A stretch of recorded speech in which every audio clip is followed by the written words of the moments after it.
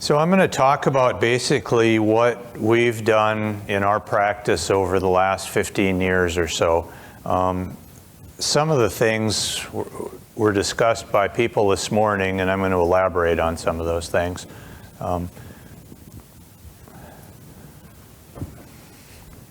Possibly the most important part of it, although, is what Gary said. Having a fee-for-service practice, a lot of it is who you work with, who works in your practice, the doctors that you work with, and that sort of thing. It's getting to be harder and harder to have a fee-for-service practice. It was relatively easy by comparison when we started up. But the good thing is that there's always going to be a demand for it. Every city is going to have a certain number of fee-for-service practices. And if you want to be one of those people in your city, you're going to have to do things, at least some of the things that I'm going to talk about. Okay. We're going to, my office manager, Ann Henson, is going to help me go through some of this stuff. I'm going to talk a little bit, and then I'll have her come up and talk about some of the things that she does. She's been a very, very big part of the success, any success that we've had over the years, along with everybody else that's worked with us.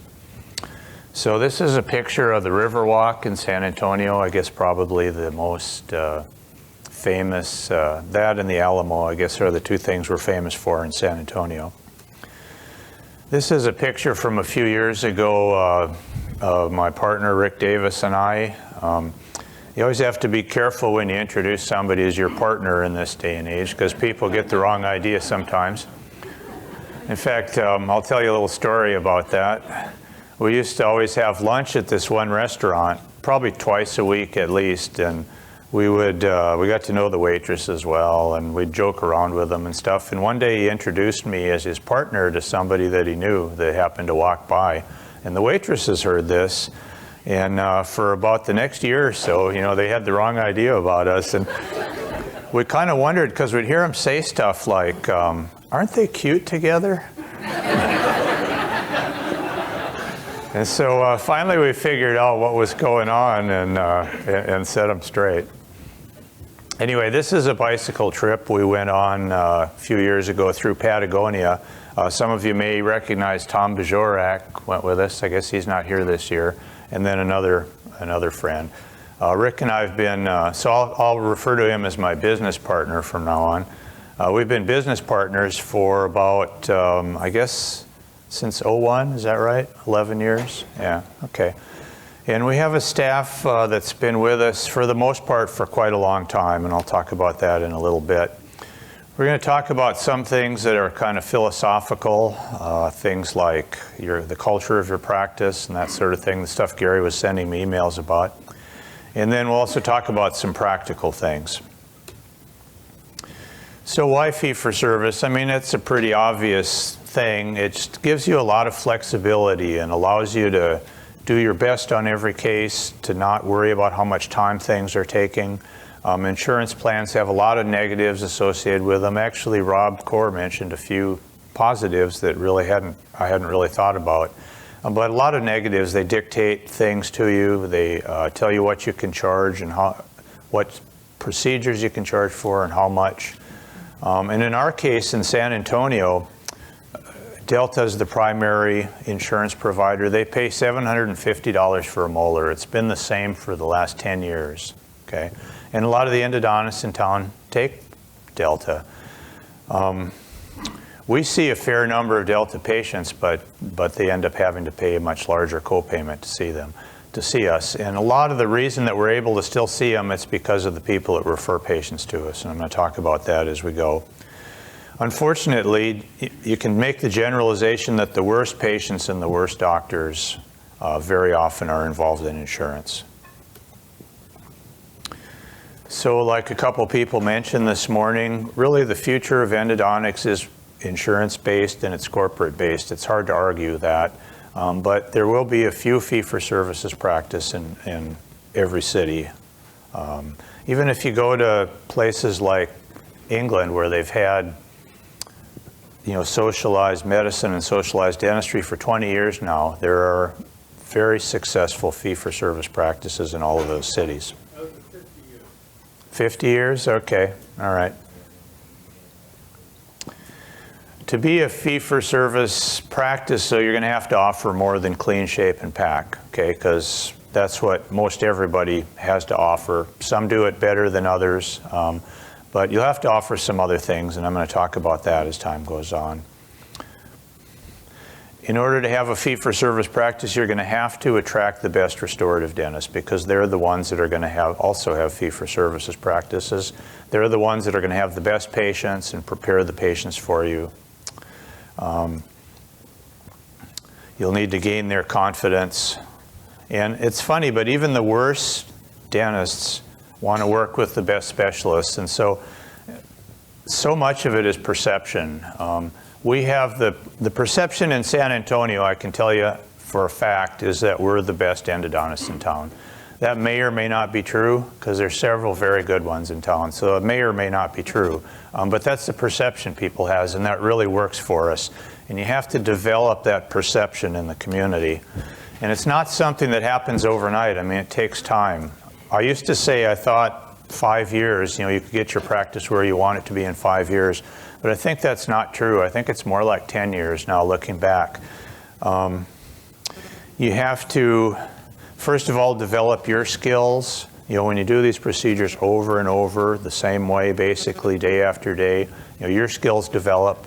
You have to find the right assistants and the right office staff, and that takes time. You have to develop the relationships with referring doctors, the right referring doctors. That's how I was really surprised, one of the slides that Mitch showed from his survey, that relationships were way down on the list, because that's right at the top of my list, and I'll talk about that in a little bit. Your first years in practice establish your reputation, and it's really hard to overcome a bad start. It's really critical to get off to a good start. So do your best work on every case right off the bat for the young people starting out. Hire outstanding staff and pay them well. Be among the highest paying practices in town, if not the highest. Uphold, obviously, moral and ethical standards. And you just can't overestimate the value of good mentors and how harmful bad mentors are to you. Be open to change and new ideas, because things are constantly changing. And as several people have mentioned, like Fred mentioned this, very important in the early years, live a modest lifestyle, live below your means, so that you're not under financial pressure to not do the right thing. More and more graduates are under financial pressure to some extent because of their student loans, but don't add to it by taking on personal debt. And never lose sight of the things that are most important in your life. This is just a picture from one of our family reunions. The reason I put it in there was it looks like my niece could have used some duct tape there. A little bit about mentors. We've all been given this great gift of mentorship from Gary Carr and from some of the people that he's surrounded himself with. There's a couple pictures here. These are from my daughter's wedding last summer. A couple of the older guys here were mentors to me earlier in my career.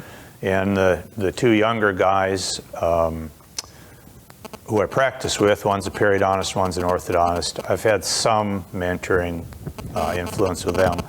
One of the core values of TDO is that the older guys mentor the new guys, and the only thing that anybody asks in return is that you do the same thing for the next group of endodontists that come along.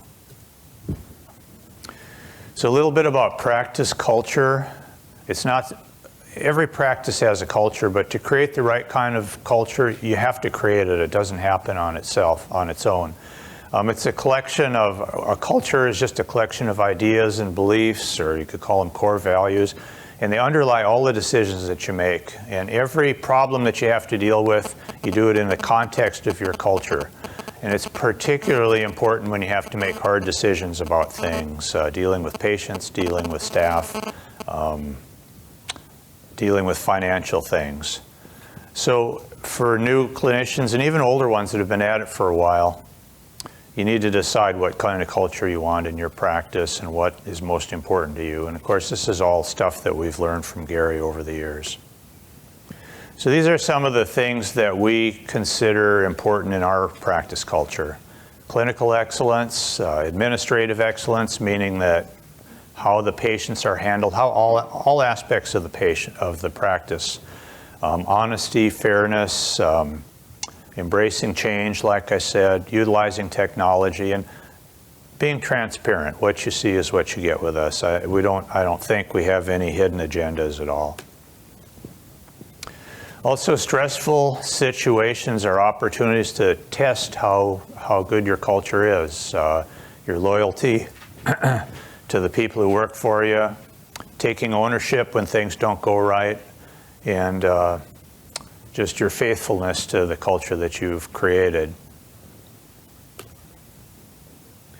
So generally speaking, in most practices, the doctors are the ones that provide the leadership in the practice. Not always, though. I mean, Ann provides a lot of leadership in our practice, and some doctors are not good at this. And so somebody needs to set the example and to direct things the way they need to go within the practice. Things like, just some examples are, patient's interest should always come first. If you collect cash in your practice, don't pocket any of it. It all goes into the bank. All kinds of bad things come out of doing that. All the administrative stuff is done before people go home. All right, changing gears a little bit. So who is the perfect referring doctor?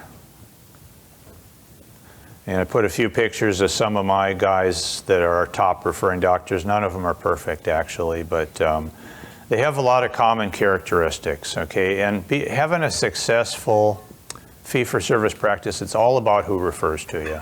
You've got to attract good referring doctors. One of the great things about it is that when you work with outstanding clinicians and good people is that they have very high expectations and they raise the level of your practice. You know, you don't want to disappoint them. They have great patients and they prepare the patients well, so when they come to your office, you don't have to sell anything to them. And they have patients who trust them, and by the way they deal with the patients in the referral process, they transfer that trust over to you. So these are some of their common characteristics: outstanding clinicians, successful, well-run practices. Our practice doesn't fit well with practices that aren't well-run, even if the doctors are very good. Ethical, cares about the patients, wants to work with the best specialists, or at least who they perceive to be the best specialists. They don't send us screwed up cases. Very rare that we get those anymore. They're not intimidated by the things that you do, and there's respect in both directions. And they have this understanding that not all specialists are the same. One of the problems with the insurance practices is to them and the insurance patients, all specialists are the same. Whenever possible, establish a personal relationship with them. The thing is that truly there's very little loyalty among referring doctors, and the only ones that are truly loyal to you are the ones that you have a professional relationship with. At least that's been my experience. And a lot of it, getting started with these people, is to get them to trust you, to trust your judgment, and feel like you're looking out for their best interest. Not everybody will agree with this, but I like to work with people who only want to work with me. That doesn't make up a very big part of my practice, but again, the perfect referring doctor only wants to work with me. Some of the guys that work with us, in fact, the majority of them they have some in-network patients, some insurance patients, some out-of-network patients, cash patients. But the best referring dentists try to refer them all to you, okay? They're not always successful, but they try to refer them all. Just as an example, one of the guys I showed the picture to, there's all these new endodontists moving into San Antonio, just like every other city. So one of the new guys went and had lunch with our #1 referring guy. And he tries to refer everybody to us, but he takes Delta, and so some of his Delta patients won't come to us. So this guy, this new endodontist, who is a nice guy, I haven't met him yet actually, but I hear he's a nice guy.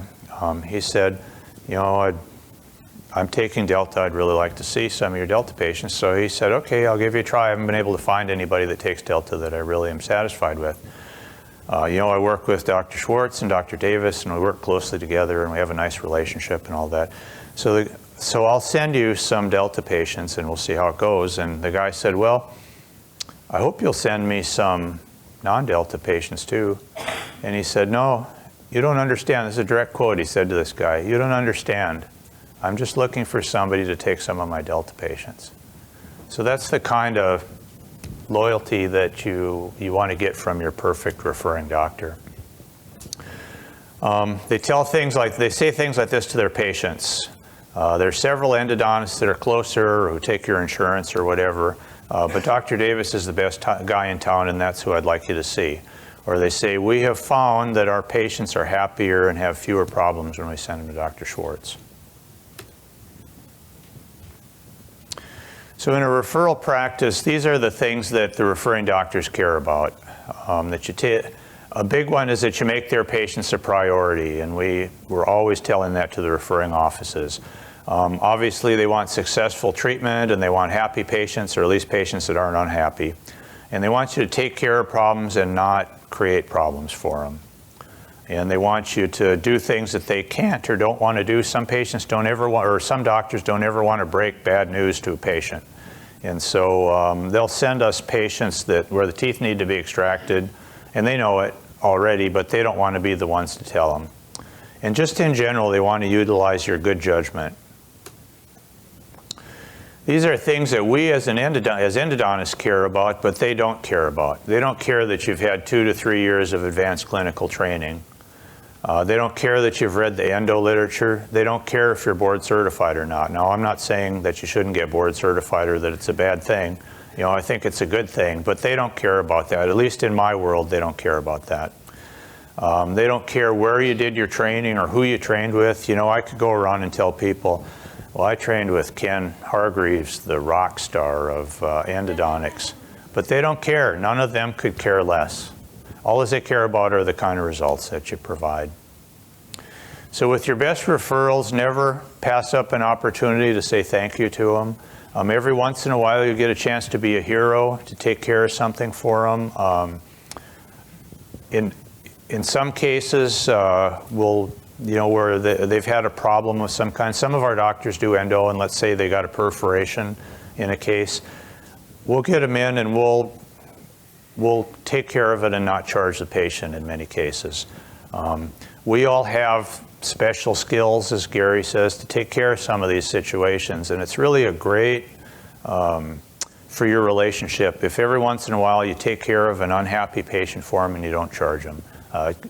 Patients are very grateful for that sort of thing, and as a result, the referring doctors are grateful. Whenever you get a chance to refer patients to them, we don't get that many chances to do it, but that's great for solidifying relationships. And whenever there's a problem, let them know right away. When we have a problem with a patient, as soon as they're out the door, we have somebody on the phone calling that office and telling them our side of the story. You don't want them to hear their side of the story first. We don't do this too much anymore, but we used to offer to take call for them. For every once in a while, we do that still. Everybody in the office should know their likes and dislikes, and when they call, if I can, I come to the phone right away. I mean, sometimes I can't, but whenever I can, if they call, I try to come to the phone. The receptionist or nobody should ever have to ask them their phone number. And when I call them, I try to be on the line when they pick up. I don't have somebody go call their office and then come and get me when they get on the line. In a fee-for-service practice, you can't be everybody's endodontist, and you don't want to be anyway. Most of the insurance practices just don't fit very well, or many of them don't anyway.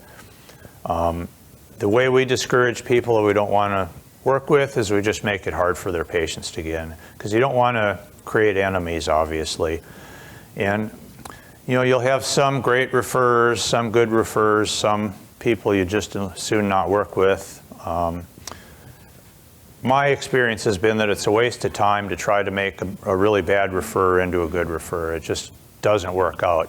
we try to expend our effort making good referrers into great referrers, okay?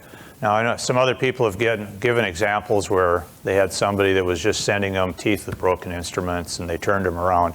That's not been my experience. But on the other hand, don't automatically write anybody off. We kind of have this philosophy that we express to the offices that we work with, is that we're not for every patient, but every practice has some patients that fit with us, that are willing to pay higher fees for specialty care, that want to go with whoever they perceive or their doctor perceives to be the best specialists. And we try to get some of those into our practice. And sometimes patients will surprise you. Patients that you don't expect will come through. All right, Ann, do you want to come up? And I'm just going to do a little section here on staff. And Ann always has a lot to say about things, so I'm sure she'll interject here a little bit. I don't have to take that. Yeah, sure. You mentioned about dealing with problems right away.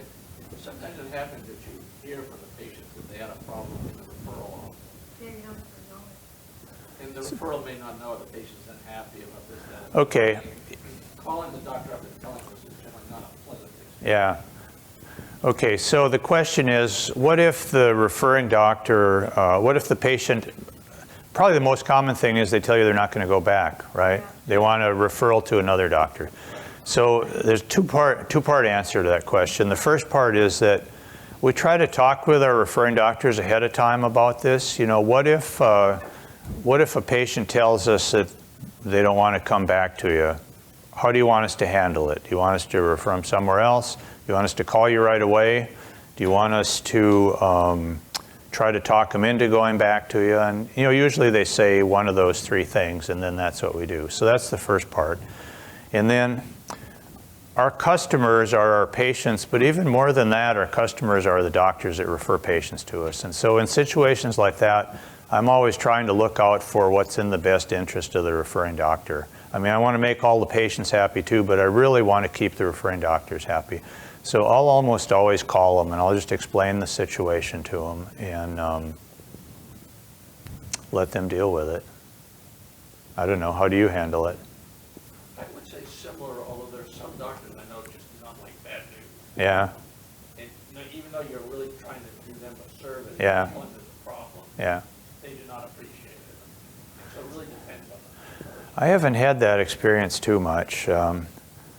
I'll tell them, you know, I'll call them to talk to them about something, and then I'll tell them, listen, I have to tell you this. And their reaction right away is, oh, what did I do? So I say, well, this patient's unhappy, and this is what they said about it. And I tried to encourage them to come back and talk to you about it. And I haven't had really negative feedback, at least directly from them. One thing I do know is it's better to have a doctor-to-doctor talk rather than talk to the staff or have your staff talk to their staff, because then they get a very muddled view of Yeah. that can make things worse. Yeah, I mean, I try to talk to them directly when that comes up. So you need, to have a fee-for-service practice, you need smart people. When we switched over to TDO, we had to fire several people that had been with us a long time because they weren't able to get up to speed. Fortunately, we replaced them with people that were better than the ones that we had before. And so it was a good thing, but it's hard. I mean, it's really hard to let people go that have been with you for a long time. You need to establish a culture of excellence and accomplishment with the people that you hire. When you hire somebody for $9 an hour, this is a quote from Ann's husband, actually, who's in the insurance business. He says, when you hire somebody for $9 an hour, you get what you pay for and not a penny more, okay? Generally speaking, when we have people that come in, part of the interview process, we ask them what kind of salary they have in mind. Well, I guess there's... I don't even respond. Yeah, if the resume says they're asking for $9 an hour, generally we don't interview them. And when we do interview them, the last question we ask them is, what sort of salary do you have in mind? And then they tell us, and then I usually say, well, if we hire you, we'll probably pay you more than that.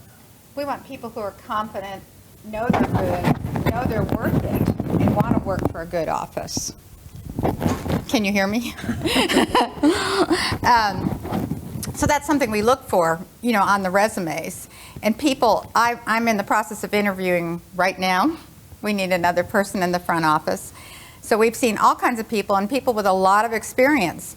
But, you know, if they don't ask, I mean, just how they, you know, comport themselves. We want intelligent people, you know, people that know they're worth it and know that, and tell me, I am going to be an asset to your practice, which I had someone say. She said, you will be, I would love to work for you. You have a fabulous practice from what I've seen and the way it's run, and you'll be happy if you hire me too. I like her. She's my number one right now. But she hasn't taken our math test, so we'll see how that goes. It was actually even better than that. She said, you know, I'd really like to come and work for you, and I'll be great for you. I'll be great for you. Yeah, and we'll be very happy to hire. Yeah. So that's a lot of confidence. Do you interview them together or each individual? Yeah, I'm going to talk about that in a little bit. Oh, and the other thing I said about the importance, I don't know if it's on here, is what I found is you can do the best job. You can be one of the best clinicians around. You have fabulous things. You do everything right. If you have a staff that doesn't know how to answer questions, seems incompetent, the patients are nervous when they call. A lot of them ask a lot of questions. You know, they'll keep you on the phone forever, but they're reluctant. If you listen to them and you know that you're empathetic, that you're very sincere, you answer them as honestly, you have to have strong, competent people, intelligent people, because they're representing you. And if you get someone who's rude or abrupt or doesn't take the time, they're never going to get to you, because they're going to hang up and say, I didn't like her, and call the next guy. So, you know, whatever it takes, it's worth it to develop your staff. Yeah, they don't have to be rude, just disinterested. Yeah. Or, and you know, if they ask a question, don't ever say, I don't know, I will find out. Or do whatever you have to do. And I don't know if this is where we're going to get into it, but like TDO makes this all so easy if you use it fully and efficiently. We're going to get into that in a second, yeah. So like a couple people mentioned, like Fred mentioned this morning, we all have strengths and weaknesses, you know, in our personalities and in our abilities and so forth. And it's really important to hire staff that make up for your weaknesses and probably add to your strengths also. A comment that I hear all the time from patients is, well, you are good, but your staff is awesome. Or maybe they'll say, well, you were okay, but your staff was awesome. And that goes back to the referring offices. Yeah. That's major. Both patients and referring offices can sense if the work environment is happy. And you really should get comments all the time. If you have a really good staff, you'll get comments all the time about how efficient the office runs, how everybody works together. I get comments all the time about my assistants, how well we all work together. And I get comments pretty often about how everybody seems to like each other.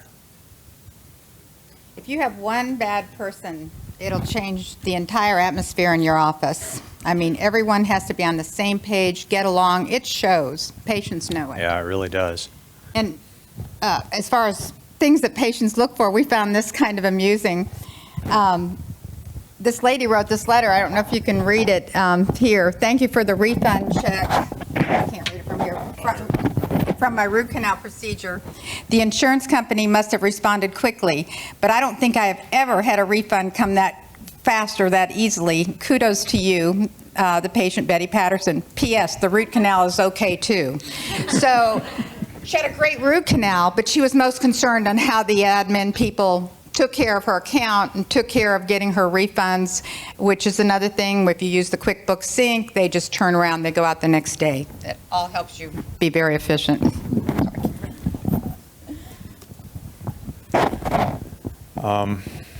So you want your office to be a place where employees are proud to work. You want your employees to consider it their practice too, not just a place where they go and work and earn a paycheck. The work should be rewarding and challenging for them. They should have a sense of accomplishment, and they should, and one of the reasons, you want to have people that just naturally tend to work hard, but part of the reason they work so hard is out of loyalty to you.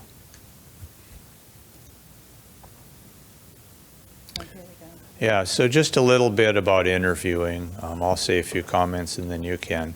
Usually I let Ann start the interview process with people. Well, let me back up. We advertise on the internet, and we only receive applications and CVs over the internet just because those are the kind of people that we want. You know, we used to call people on the Dental Society list or put ads in the newspaper. That's a total waste of time. And so Ann interviews them initially, and the rest of the staff, and if they like the people, then Dr. Davis and I will talk to them. A couple of really good questions to ask, you know, specific questions, something like this: please describe a situation where you diffused a problem with a patient, or please describe a problem you solved with a referring office. Sharp people will give you good answers to those questions. They'll have the answers for you right away. And really encourage them and expect them to ask questions of you. And then I'll talk a little bit about the math test. We give them the math test, and as he put there, the dreaded math test. This is a very basic one, as you can see. And as I said, I'm interviewing right now, and two of the ladies that were really good candidates last week had been in dentistry. Some had endo experience. Most had, a couple of them had been office managers, and said they handled all the financial. We gave them this is a 2-minute time, very basic. One of my top candidates only did 5 questions, and 2 of them were wrong. So well, that was out. And then the other ones were similarly not too good. And we have found that this is a really good indicator of how they can handle, because we do so much, you know, the financial arrangements on the fly. We have an emergency in, and we need someone to go in right away and go over that with them. People figuring out their costs, or just general knowledge. Yeah, it's not a perfect predictor, but we've found it's a very good. If they score really low on it, it's a predictor that they won't do well with us. This is actually in the TDO, is it in the letters module or somewhere in the... Part of the install. Yeah, okay. Great. Yeah, Jason. I have a question about advertising on the internet. When you place an ad, when you say use Craigslist, do you advertise anonymously, or do you actually say? Yes, I do all anonymous posting under the, you know, the it's health related category and dental. Use your practice name? No. You can anonymize the email so they don't know who they're replying to. However, I usually put endodontic practice, you know, in Sonterra. I mean, of course, there's 5 of them now, but that pretty well narrows it down. But I also do things like Dental Post. Are you familiar with that? That's $79 for a month, and it gives you access to lots of resumes. Also, people send blind emails to you there. You're more apt to get qualified people, because even if you put experience only on Craigslist, I've gotten a lot of people who have a lot of experience with customer service at Burger King. You know, but the Dental Post, most of them, you know, have great experience. And so that's a really good one to use. I know there's several of them out there right now. Dental Post usually runs specials, and you can see all the responses you've had. You can look at them one by one, and it's pretty reasonable, because if you've ever looked to place an ad in the newspaper or something, it's ridiculous. And this is, so it's $79 for a month.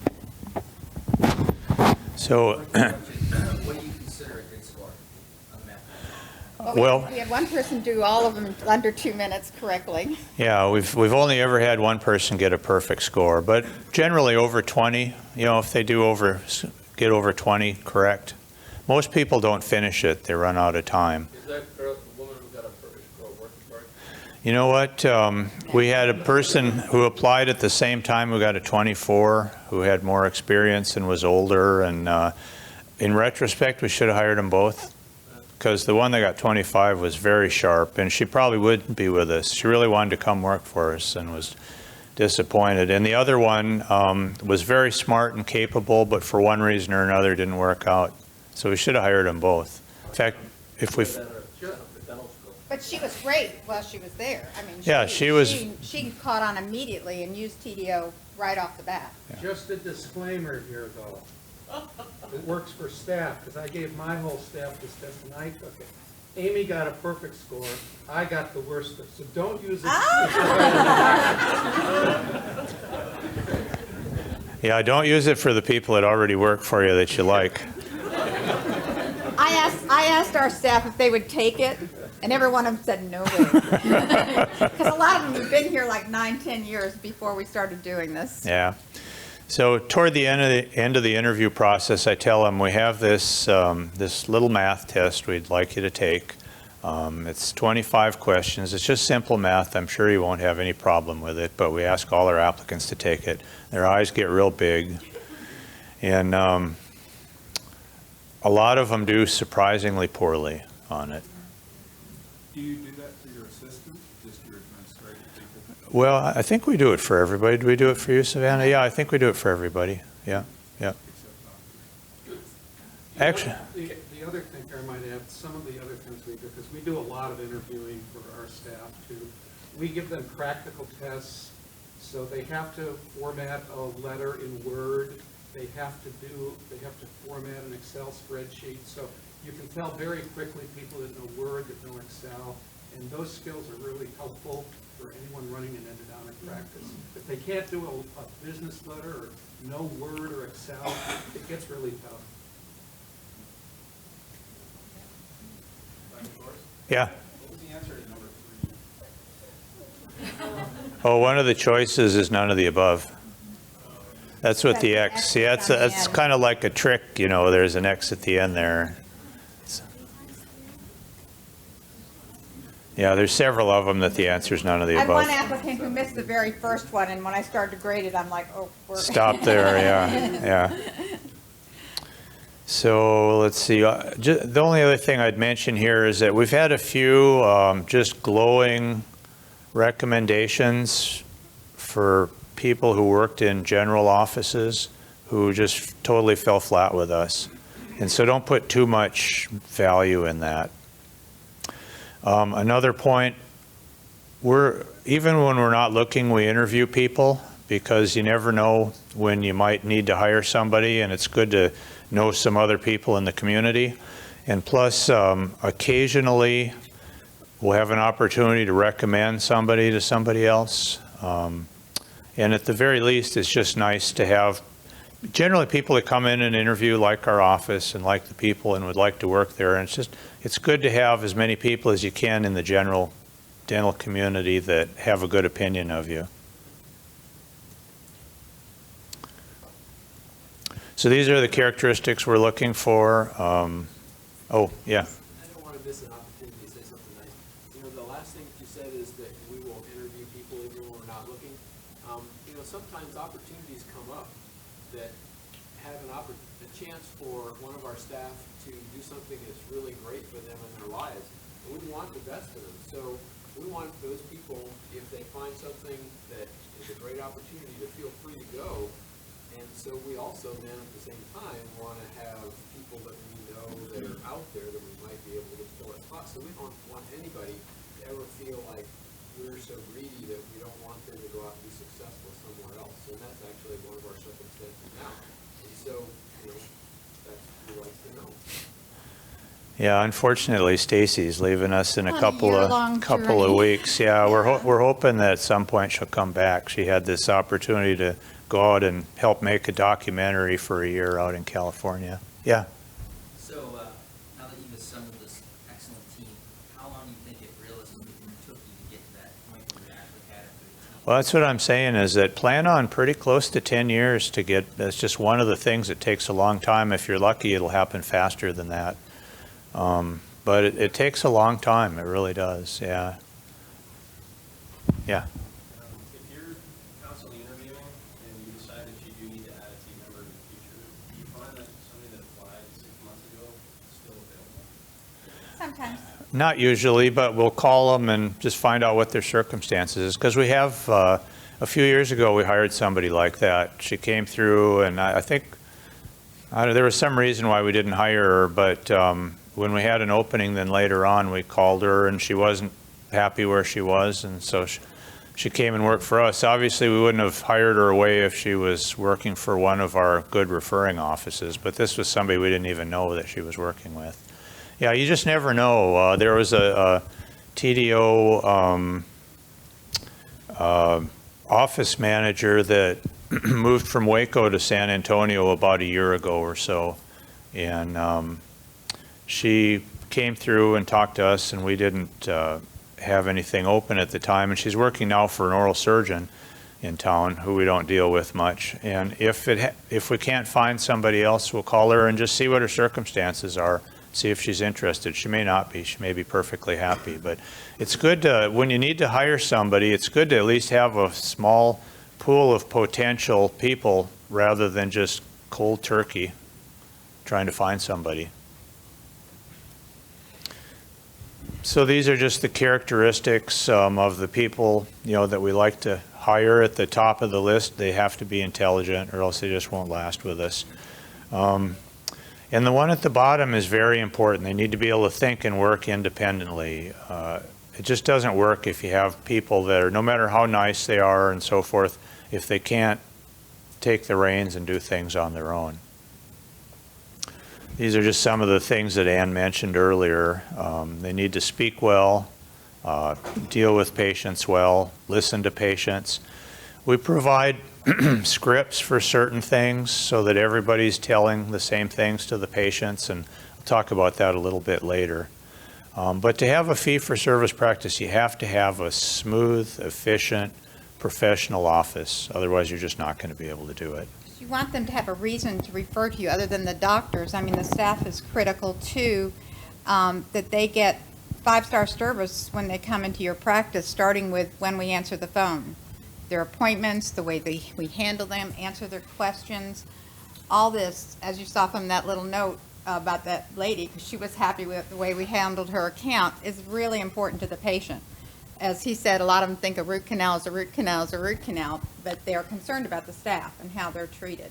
Yeah, there's very few well-run offices in San Antonio, very few. Maybe it's, I mean offices in general, there's just very few. And some of the endo offices, they must hire their whole, we have to deal sometimes with some of our neighbors around there. And I bet they don't have anybody in one of those offices that they pay more than $9 an hour. I mean, it's the stupidest collection of people. You get them on the... And it hurts their practice because they're not following up with the patient. They're not getting the patients in. They're not, I mean, it costs you more in the beginning, but it's going to pay off way more down the road, So this is just an advertisement that was from the TDA creating your successful new office. And if you look at all of the things that they mentioned there, there's no mention of staff at all. We thought that was really interesting. Yeah. Like they don't even count, but that's a real important thing. They forgot the most important. Yes, exactly. So never pass up an opportunity to thank them or to try to do something nice for them. Some of the people that have been with us a long time, we've done some kind of nice things for them.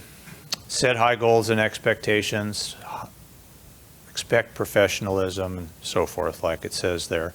Also, when we get feedback from patients or from other offices, we try to share it with them, especially positive feedback. The staff has a huge impact on how things work. You need people, obviously, that can discuss fees with patients comfortably and collect money comfortably. I mean, those are hard jobs. Those are hard things to do. And just people that stay on top of things and follow up. When you're discussing money with patients, some doctors do it, but generally it's the staff that does it. I've found in my experience that I'm just so, soft-headed. They give me their sob story, and if I'm involved in it, it's a bad thing for the practice, yeah. So I have other people that are better at it than I am, and so I let them do it. And you need these three things. It needs to be very clear, when they come in for an evaluation, very clear what the costs are going to be, very firm, and everybody has to be saying the same things. Hey, Rick, can you take a minute just to Yep. maybe talk about specifically like in your office, how that part of it occurs? Okay. And even from like the phone call, first phone Yeah, call. okay. When you're chairside. Okay, so correct me if I'm wrong, if I say anything wrong here. So the patient calls,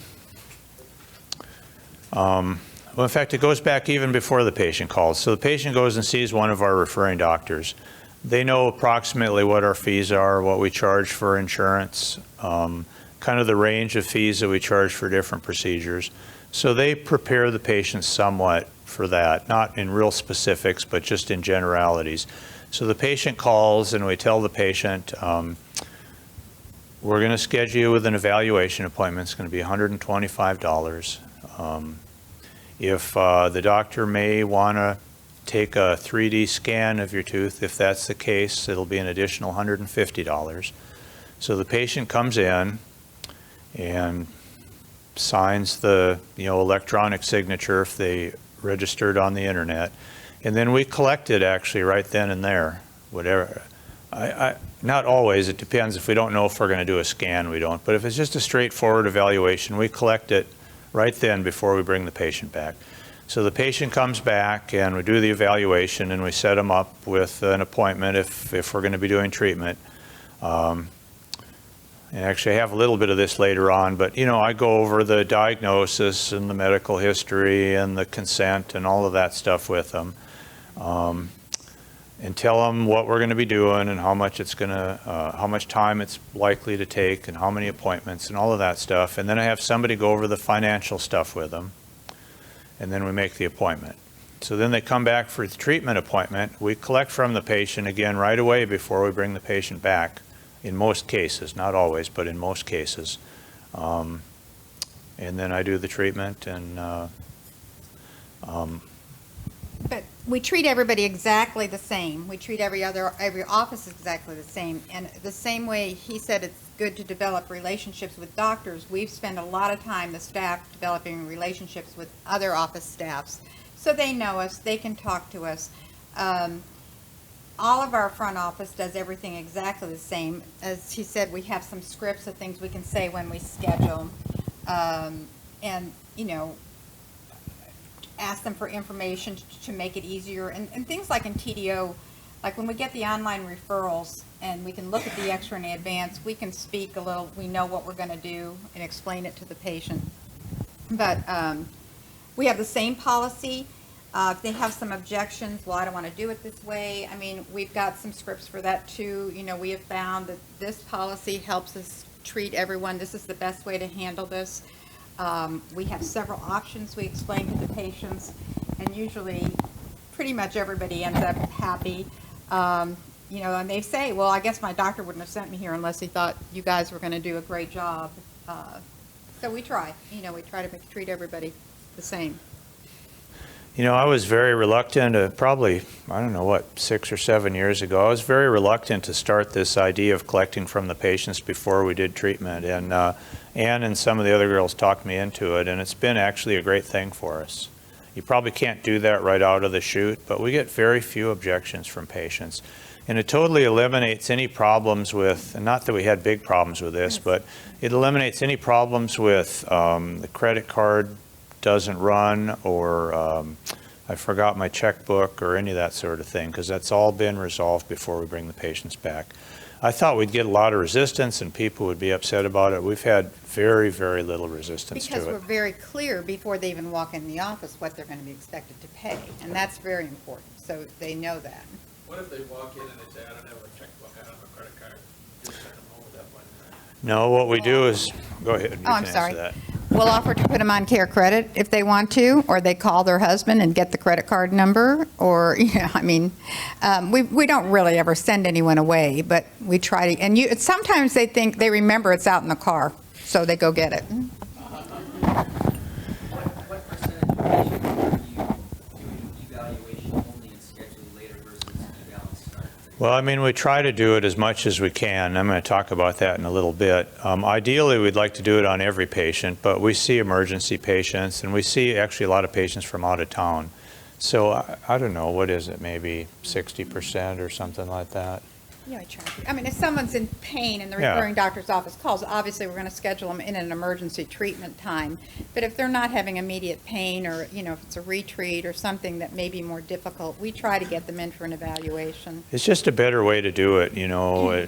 Just after the evaluation appointment, everybody knows exactly what to expect. So we'd like to do it 100% of the time if we could.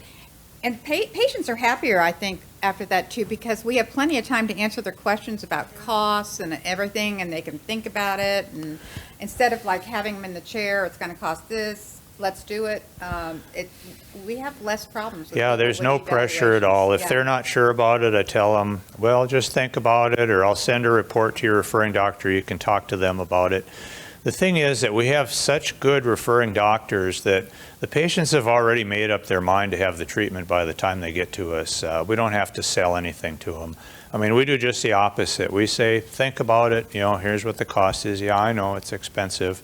Decide what you want to do, and if you want to do it, call and schedule an appointment. Now you know exactly what you're getting into. We have very few patients that don't go ahead and schedule. You know, the most unhappy patients are the ones that owe you money. I mean, it's really true. It's the absolute truth. The ones that owe you money have more problems with the endo and just are generally unhappy. Yep.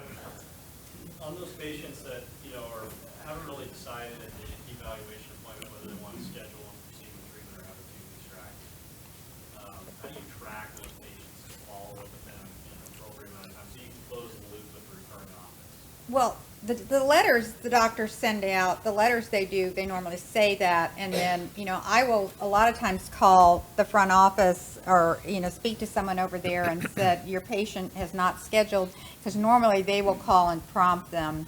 You know, we don't hound patients. You didn't call and schedule it yet. But the general dentist office will, particularly if they're waiting to put a crown on. So they usually get them back, you know. Isn't there a function in PDO where you can Yes, you can track it. create a You just have to click the box when you check them out. You know, do they need another appointment? There's a call list. you know, exactly which box is there, where exactly in the software? On the walkout statement, That's- the walkout. Plus, there's a complete report of patients that are consulted and need treatment, patients who Started. yeah, there's a whole track, and it's on your website too. So referring doctors can actually go to your website, see who you started, who you finished, who was consulted but not started. There's a Referring list of all doctors of really those. push that because they want their patient taken care of. Dr. Schwartz, you'll send a report back.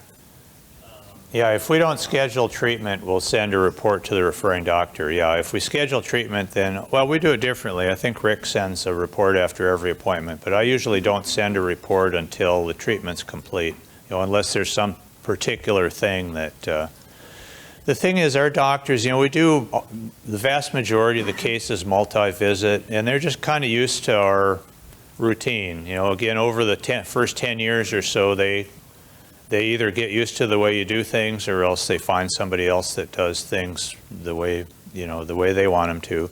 And so they know, they may call us the endo penalty box, I don't know. But they know how they work, and they either like it or they accept it. And so they don't expect to get the patients back right away, you know, the next week from us. Occasionally, you'll have to let somebody go for one reason or another. I'm sorry, I'm getting ahead of myself here. It shows the next slide too. I work best with 2 assistants. I don't have 2 assistants in there all the time, but it's a lot, you know, when you're working and working, at least the way I work anyway, it's hard for one assistant to do everything. And so we'll have Ainsley come in at the beginning a lot of times and enter things into the computer for us while we're working. And then we'll have her come towards the end, especially for the restorative procedures. It's really nice having a second assistant in there. Also, for surgery, it's really nice having a second assistant. So we actually have 5 assistants for 2 of us now. And this is what I was getting at. I don't know if you can tell, it's supposed to be like Donald Trump there. That dog's supposed to look like Donald Trump. So occasionally you have to let people go for one reason or another, and it's really an unpleasant thing that we tend to put off. And it's really better if you don't put it off. It never gets any easier, and it's better just to move on. And a guy I know, an old endodontist that I used to know that actually died about 10 years ago, but he taught at the University of Oregon. He had this great saying that I say to myself when we have to fire somebody, and it says, better a horrible ending than horror without end. That applies to actually a lot of things in life, but it's kind of reassuring when we have to fire somebody. TDO instigated several people that we had to replace. We let go someone just a couple months ago who was a very nice woman and tried very hard. She would not get with our office culture. She kept telling me, well, my old office did this, my old office did that. And so she constantly, undermined everybody else because she wanted us to go the way her old office did. And just was not flexible and refused to do it, and all the assistants were upset, and it just didn't work out. Didn't work out.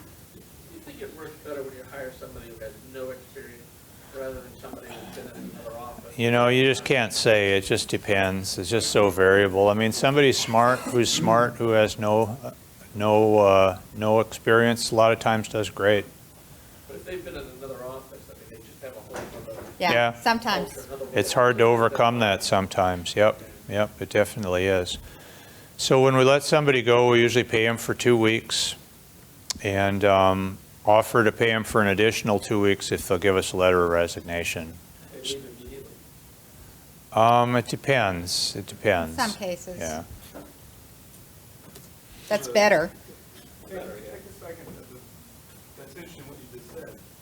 You'll pay them an additional 2 weeks if they give you a letter of resignation. Yeah, in other words, we'll pay them for 4 weeks if they give us a letter of resignation. It's just, we've never had an issue with it, but if there was ever, I don't know, a legal issue or a unemployment issue, if you have a letter of resignation, they could maybe fight it and say, well, I was coerced into this, but I don't think most people think that way. And I would say about half the people that we've let go over the years, half of them have taken me up on it and half haven't. But if they apply for unemployment and you have a letter of resignation, then they're not eligible. The thing is, in San Antonio anyway, it's pretty easy to get another job. There's a lot of jobs available. Yeah. Do you have contacts with the people you hire, or are they an at-will? Yeah, Texas is an at-will state, so no, we don't have contracts with them. Well, we have an office manual, and when I hire someone, they have to sign the receipt of the office manual that they've read all of our office policies. They also have to sign a paper that they understand that this is an at-will, at any time, either party can terminate, and everyone signs that, and I keep that in their personnel file, as well as, as the other sign for the office manual. So everyone should have a really good office manual and make sure all those policies are followed, because that will protect you also. Theoretically, anyway. Well, Yeah. So this is I'm sure a lot of you have seen these things from despair.com. They're kind of funny, but they're also really true. And this is absolutely true. Sometimes the best solution to morale problems is to fire all the unhappy people. It's really true. It's funny, but it's true.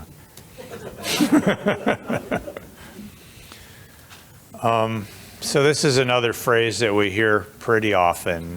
This is much different than my previous root canal experiences, and y'all, I'm sure, hear the same thing. Just a little bit on customer service. Like I said, there's 2 different customers that we deal with, the patients and the referring offices. A little bit on phone etiquette. You should have plenty of people answering the phones so that you rarely have to put people on hold. And if you do have to put them on hold, ask them if that's okay. And generally, if we think they're going to have to wait very long on hold, we ask them if they'd like us to call them back. And I think we do that fairly often.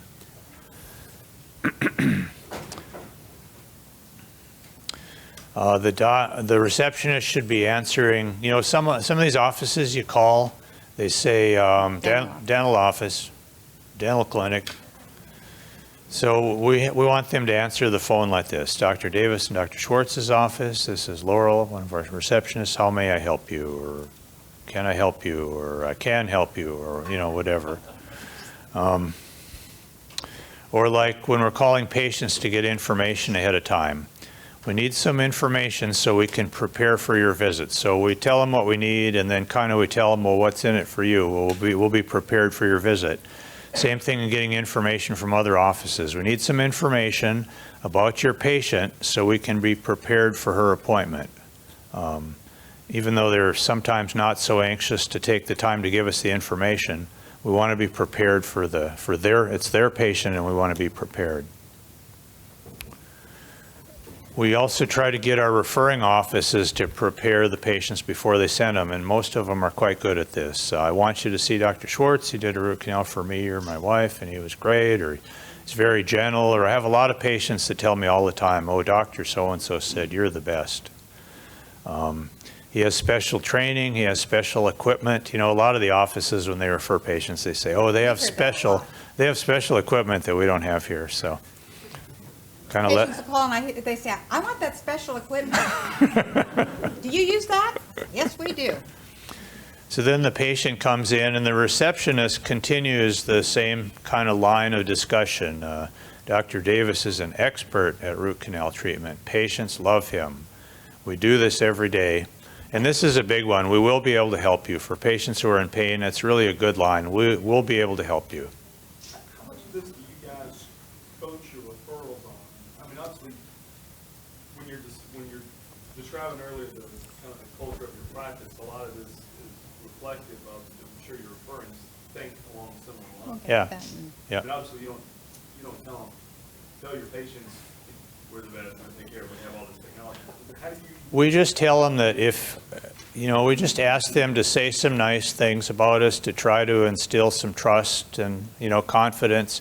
I mean, it's all what we do. It's all about confidence. It's all about if the patients have confidence in you, if the referring doctors have confidence in you, then you'll do well. You'll be successful. I mean, I can't remember, I was talking to somebody about this. Some of the endodontists in town, I don't understand how anybody could ever have any confidence in them, Like Huh? what? They're just so bad, first of all. And on top of that, when you talk to them, they're so insecure and defensive, and I don't understand. I guess it's just the insurance thing, now they're not all that way. There's some that are very good, but I mean, there's just some that are so incredibly bad. I don't understand why anybody would refer a patient to them. I just don't understand.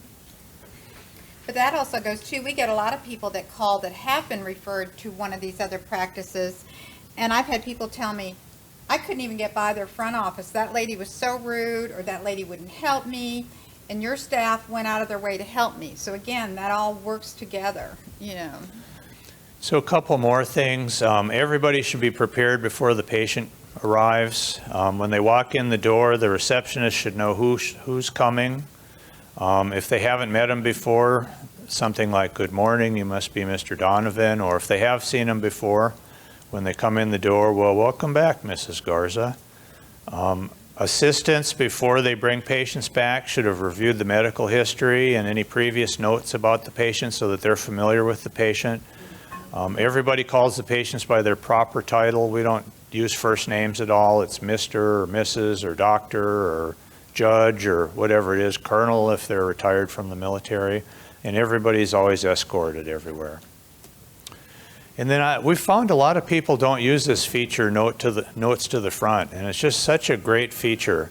As you're finishing up treatment, one of the assistants types in what we've done and how long an appointment we need and how far out, and if there have been any changes to the treatment plan, any prescriptions, so that we just bring the patients up. I usually walk the patients up myself and just drop them off, and we don't even generally have to have any conversation. The people up in the front already know. And this is something that's very impressive to patients when everybody knows what's going on. Everybody's prepared, everybody knows what's going on. If there's going to be a delay, if you're behind schedule, We always try to inform them of how long that's going to be. We don't have sinks in our operatories, so I always walk into the operatory wiping my hands or something so that there's no question about whether we washed our hands before we saw them. I try to touch the patients a lot, in a proper manner. When I talk to them, like I'll tell them, I'll say something like, now you're going to feel some vibration, but there shouldn't be anything that's uncomfortable at all. Well, I put my hand on my shoulder when I tell them that, just little things like that. You want to give the patient the idea that their comfort is your primary concern, and obviously you have to get every patient completely numb. You just can't try to work on them if they're not. Kind of a neat trick, I can't remember, I learned from somebody on TDO, is that when we take some photos, of the tooth or the inside of the tooth along the way, sometimes I'll set the patient up and I'll show them the photos. I'll do a little slideshow for them. Patients are always really impressed by that. When we have patients that are getting scans done, I'll have one of the girls take the scans, and then I'll always sit down immediately after with them and go through the scan just for a couple minutes, tell them what we see and what we're looking for. Patients are always impressed by that. I always try to compliment every patient. If they were a good patient, I tell them, you were really a great patient. If they were a bad patient, I tell them, well, I really liked your shoes or, or your purse or something like that. We give every patient written instructions afterwards. You can't be just a totally paperless office.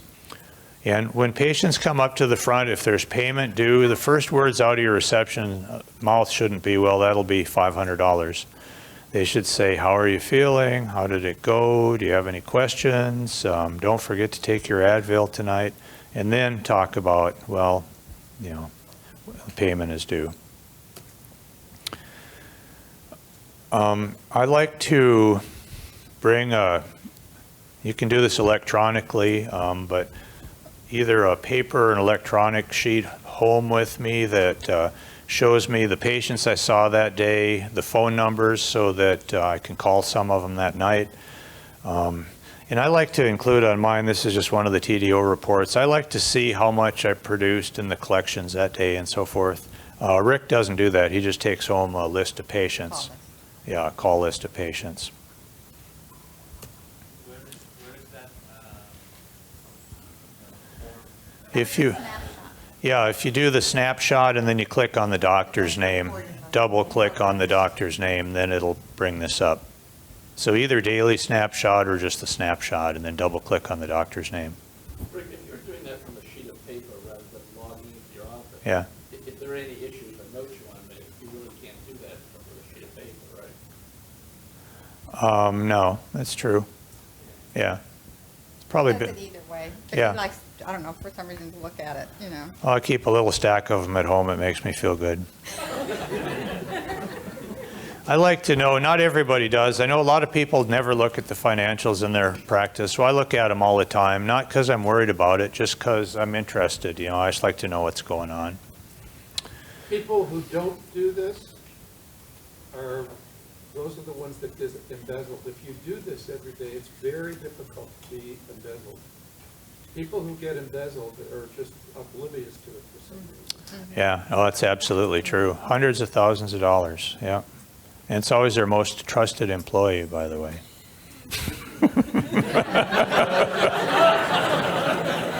I'm not here next year. You'll be on my yacht. Yeah, I'll be on my yacht, right.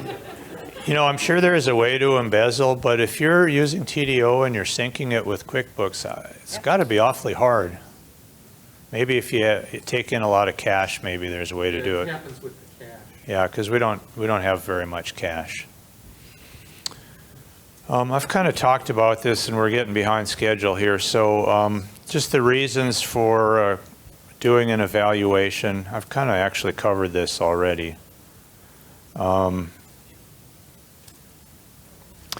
Before you go in and see a patient, you should never walk into the operatory and say something like, well, what brings you in today to see us? You should already know before the patient gets there. You should have reviewed any correspondence, reviewed the medical history and any notes. You know, we have our assistants interview the patients, and they put notes in there and review all of that stuff. And then I like to talk to the assistant about the patient.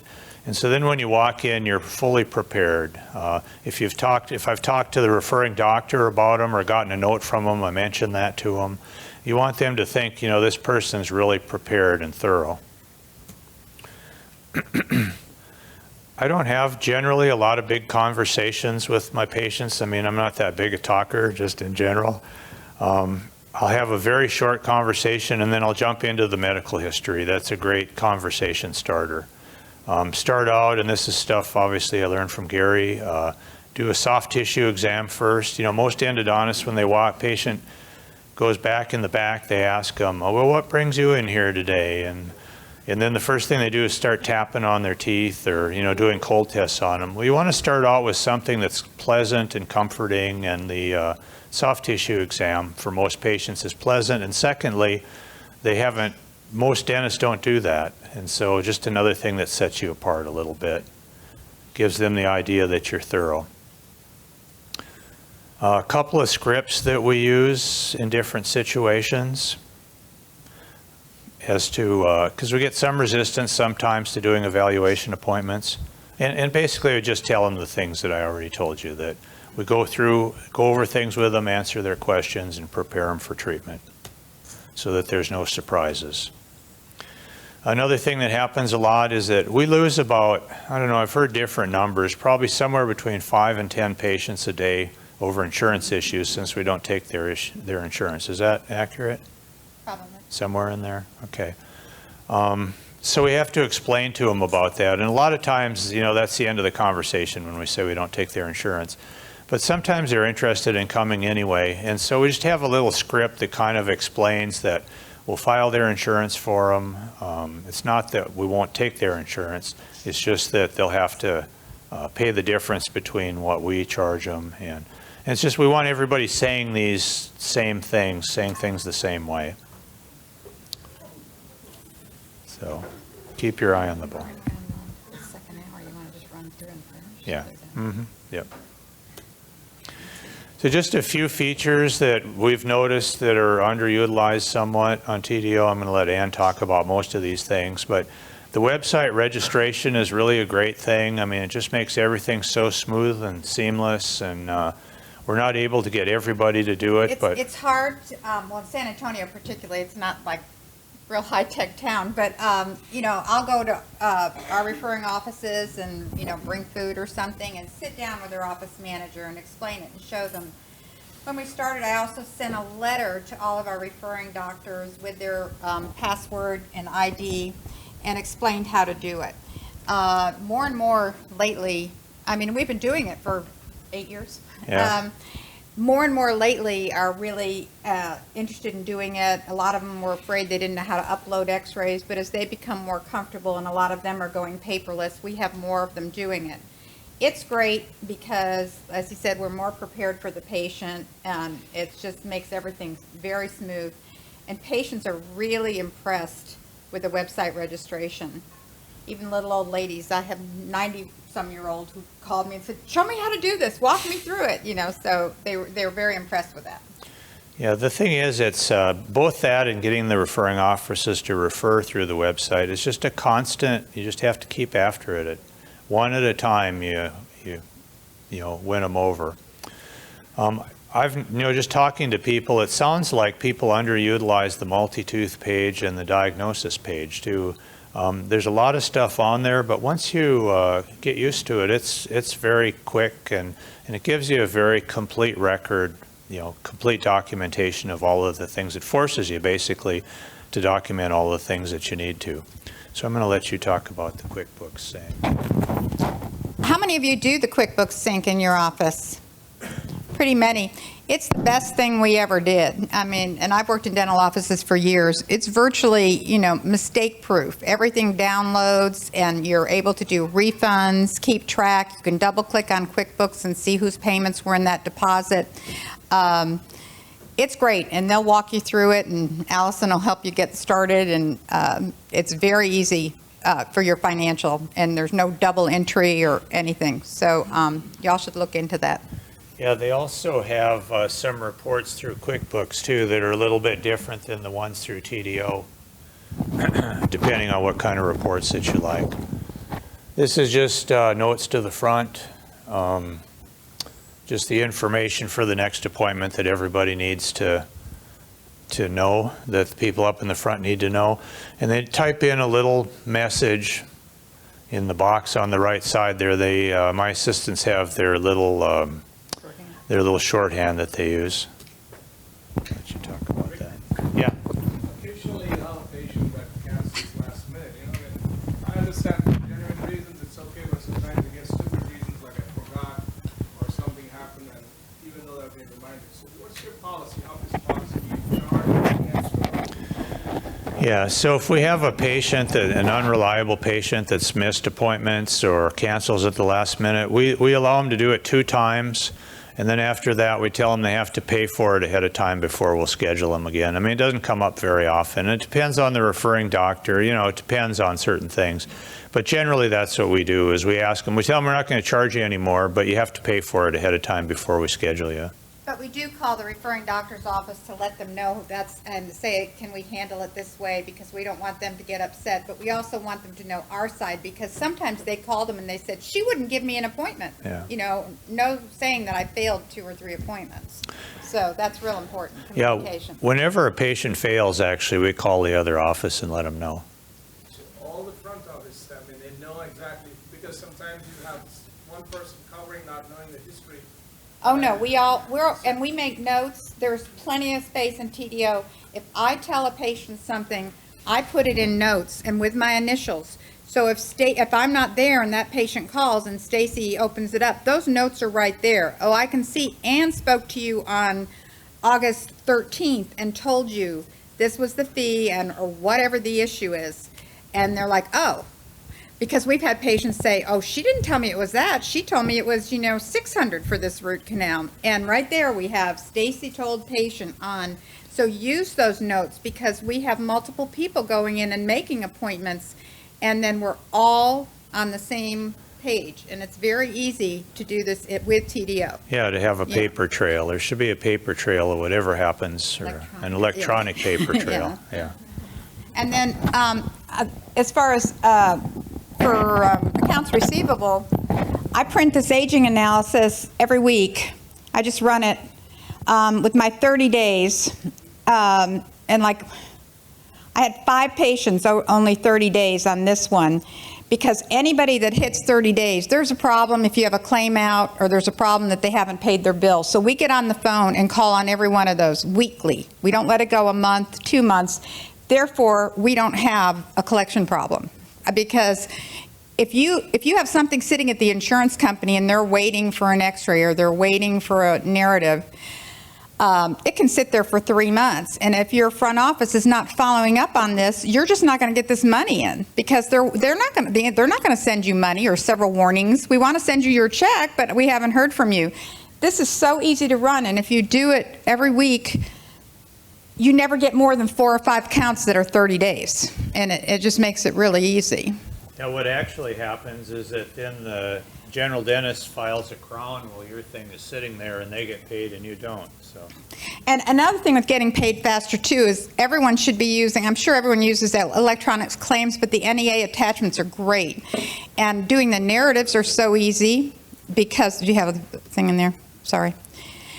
And the narratives are so easy because I just look in the notes page, the notes he's made or the assistants have made when they've put the patient in the chair, because under patient notes, and I just cut and paste them right in that little narrative box. I mean, it's brainless. You just cut and paste, and you've got that narrative out the door, as well as the x-ray image that you attach. And it's at the insurance company. Mailing x-rays, I don't understand why people do that. Then it's another 30 days. So this is, and then there's you get this receipt, attachment file receipt from the attachment people. So I don't have to print that. You can always look it up, but it's there. So if you call the insurance company and they say, well, we're waiting on an x-ray. Well, I pull that number and I said, well, you've got it. Pay this claim. So all of this that keeps your money coming in regularly. Nothing's sitting there pending x-rays, pending narratives, or pending some other information. Also, if you file electronically and you put a number 7, but you use a code for a bicuspid because someone's just entered it wrong, that'll sit there and they're waiting for you to refile and collect that. You see that at the end of the day when you look at problem claims, and that's corrected, so those claims get paid right away.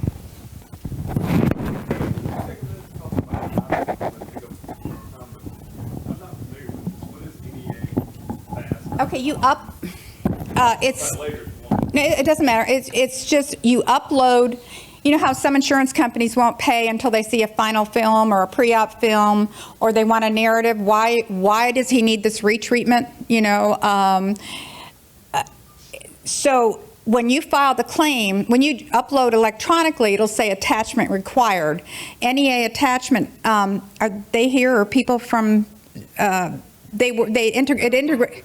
Huh? I don't know if they're here or not. Yeah, they will set you up, and this is very easy. Then you go in there and you just, it says screen capture. I toggle back and forth between the images page on the patient. I pick a pre-op, I pick a post-op, and you just cut and paste them in there and upload it, and it's at the, you know, it's there instantly. Mailing x-rays is like 3 weeks by the time they log it into their system. Are you using this in addition to bill exchange? Yes, but it works together. You just have to sign up for this. It's a separate service.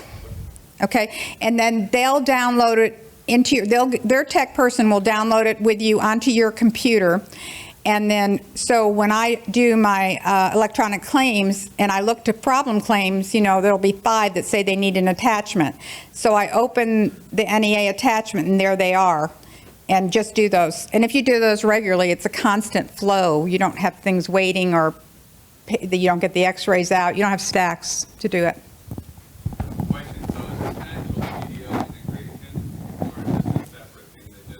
It works with TDO. It's not really an integration, but it. Well, it's integrated a little bit. Isn't it? Yeah. It's an integration function. It's an acquire.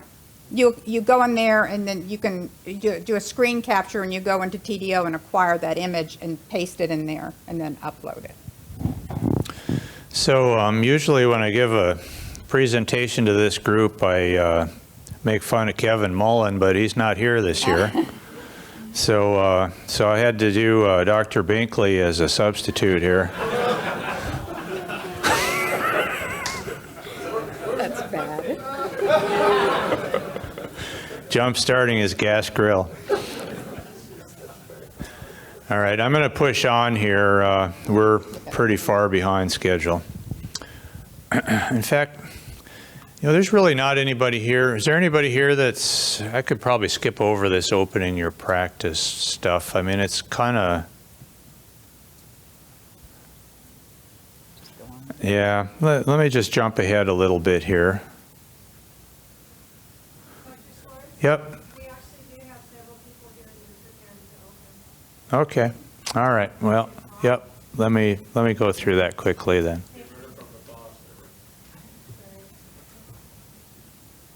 I always do what she says. So just a few things. You'd like to have a location that's near other restorative dentists. Needs to be easy to find and accessible.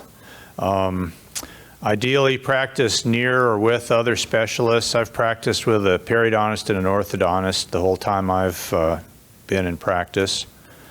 Start small, but plan for expansion. We started out with 2 doctors, 2 assistants, 1 receptionist, and 3 operatories, and then we just kind of gradually expanded all of those numbers. Avoid insurance if you can. I'm not sure if it's possible to do that anymore in this day and age. Actually, you can probably sit down for a few minutes. This stuff probably won't apply to you too much. And try to focus on quality referrals. Oh, and get a CT as soon as you can afford to. You may not be able to right away. What I did was I went around and talked to all of the general dentists, all the restorative dentists in the area, and I asked every one of them, so who do you think are the best dentists in the area? You know, I'd really like to attract some of the best dentists. Who besides you do you think is are the best dentists in the area? And ask them advice. People are always like to give out advice. And this is another phrase I would use sometimes. You know, I know you have a relationship with somebody already, but you know, if you could refer us a few patients, we'd appreciate it. You know, I don't mind being your second choice.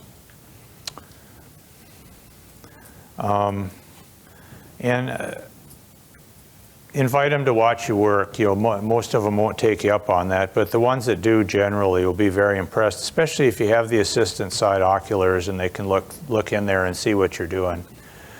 See every patient on time. You know, you won't have that many patients at the beginning, and so see them on time. Spend as much time as necessary on every case to get the best possible result.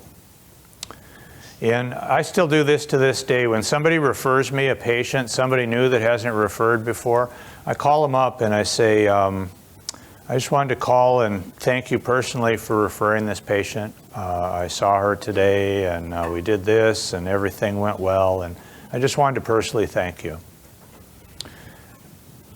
The good dentists in town generally like good communicators, so be a good communicator. So let me ask you this question. What is the most profitable procedure in your practice? Okay, an anterior root canal. What's even more profitable than that? Multiple anterior root canals, okay? So who refers multiple anterior root canals? Prosthodontists are just generally people that don't do endo, okay? So we have a nice cadre of referring doctors that don't do any endo. You know, Rob Core was saying that as he's transitioned into fee-for-service, the cases have gotten harder. I don't think that's true for us. I mean, we have a pretty easy, you know, some of them are hard, of course, but on the whole, we have a pretty easy collection of teeth that we have to treat. Most of them are pretty straightforward. And a lot of that is because we have quite a few doctors that don't do any endo. Other specialists can be a great source of referrals, or if nothing else, a great source of a third-party endorsement. Prosthodontists used to be an endodontist's best friend, but that's not true so much anymore, especially with the young ones. They seem to be the first ones to extract teeth in our experience. Where we see patients from prosthodontists now mostly are like rehabilitations where they've completed treatment a few years ago and some of the pulps went south, and so we see them after the fact more than we did before. And my experience is that I really like working with women. They're very easy to work with in my experience, and they tend to refer more. They tend to be more grateful for the things we do for them. I just got this note, I put this in here on Tuesday, I got this note from one of the women doctors that I work with. Thanks so much. You have no idea how much I appreciate you in your office. You know, you don't hear stuff like that from men. Now, having said that, we've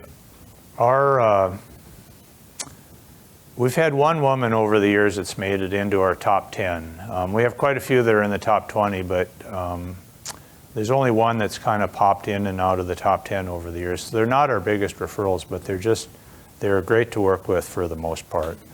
And so leave no stone unturned trying to determine who these really good referring doctors are and try to recruit them to refer to you. The other thing I would say, and as far as the pool of referring doctors, is that I don't think we have a significant referring doctor who's younger than 45. Now, of course, we're older than 45, but that's where the best referring doctors are, is, you know, the older, more experienced practitioners who either have given up endo or they limit what they do. Just a little bit on marketing. We don't do a lot of marketing. I've showed this before when I've lectured here. You probably can't read it, but the little sign at KFC there, I don't know if I can read it either. Anyway, it says something like the Hillary special, large, let's see, small breast, large thighs, left wing only. Something like that. So this is the Random House definition.